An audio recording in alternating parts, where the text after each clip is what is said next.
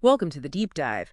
Today we're digging into some really fascinating sources that really flip a common idea on its head. We're talking about the RC hobby radio-controlled cars and, believe it or not, actual health benefits. I think most people just file it mentally next to, video games. Fun, sure, but totally sedentary. Right, and that's the mental filing error we're here to correct today. Hmm. Our mission really is to show you how getting actively involved in RC is a legitimate, pretty complex form of activity, both physical and mental. It's far from just sitting there. Okay, I gotta say, the biggest shocker for me in these sources was the claim that some RC stuff is basically like high-intensity interval training, HIIT. Seriously, we're talking about little cars with controllers. How on earth do they justify that? Well, that specific intense comparison, it comes purely from competitive RC racing. Hmm. Specifically, this thing called corner marshaling. It's mandatory. You're not just driving. After your race heat, you have to be out there on the track. You're basically defense. Yeah, the sources described it almost like playing shortstop in baseball, constantly alert, ready to bolt the second a car crashes. Exactly. And it's pure, like, anaerobic panic when it happens. You need that explosive speed. You got to sprint onto a live track, dive bomb down into a squat, or bend way over to grab a car. These things can weigh, what, 1,500 grams up to maybe 4 kilos. Then you flip it back over and sprint off again fast. That whole cycle, intense burst, quick recovery, repeat, that's precisely what the sources are flagging as functionally the same as HIIT. You get real cardiovascular benefits. That's just wild that people think it's passive when mandatory sprinting is baked right in. Okay, so if racing is the HIT side, then RC crawling. That sounds like the total opposite end of the scale, physically.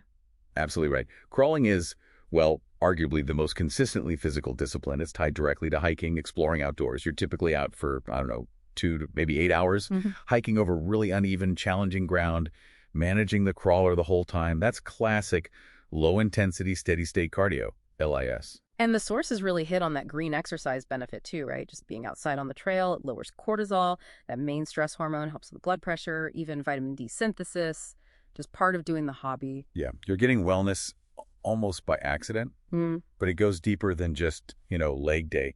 Think about the brain power involved.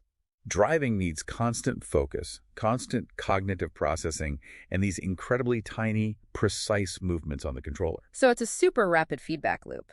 Your eyes see something, your brain processes, your hands react instantly. That constant back and forth sharpens reaction time, hand-eye coordination.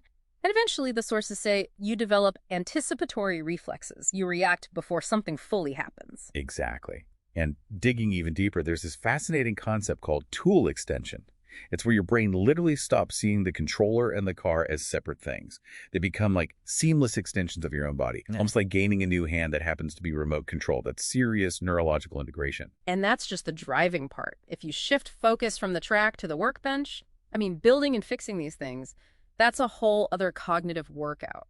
We're basically talking applied STEM here. Yeah. Science, tech, engineering, math, all hands-on. Precisely.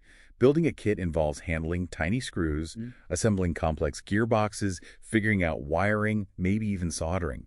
You're actively applying concepts like gear ratios, suspension geometry, vehicle dynamics, stuff that's, frankly, way more engaging than just reading it in a textbook. And mentally, there's this powerful thing that happens during intense driving, the flow state. Yeah. That complete intense focus required. It's almost like active meditation. It just pushes all the other mental clutter, the worries, right out, clears your head. Yeah, absolutely. Which kind of naturally brings us to the last big piece, community, the social side. This hobby seems almost designed to combat isolation, especially in RC drifting, where they even have a term for it, drift therapy. Drift therapy, I love that. It makes sense, right? Drifting often involves synchronized tandem driving. You have to cooperate. You do. And that necessity fosters these really strong, supportive communities. They become genuine third places for people, vital social hubs outside of just home and work. It creates mentorship opportunities too, doesn't it? It makes it easier for newcomers, builds confidence. Definitely. The sources were really struck by how holistic it is. It bundles up physical activity, deep mental engagement, and that crucial social connection all into one package. So wrapping this up, what does all this mean for you, the listener? Our sources show pretty clearly that each discipline, racing, bashing, crawling, drifting, carries its own distinct health signature. So the provocative thought is, how might you actually tailor your own involvement? Maybe choosing the HIRT of marshalling or the LIS of trail crawling. Could you intentionally use RC to hit a specific personal wellness goal, something to chew on?